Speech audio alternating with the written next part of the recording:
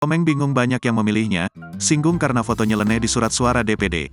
Komedian Alfiansyah Komeng menanggapi dengan santai soal foto surat suara miliknya yang dianggap nyeleneh.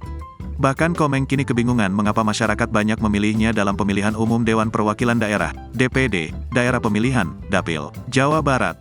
Apa ya tanggapannya? Banyak yang milih ya, enggak tahu deh.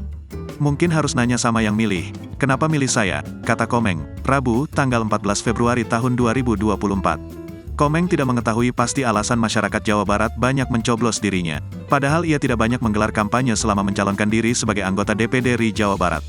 Padahal milih itu bukan sama saya, biasanya ada di botol mineral ada 100 ml, 50 ml.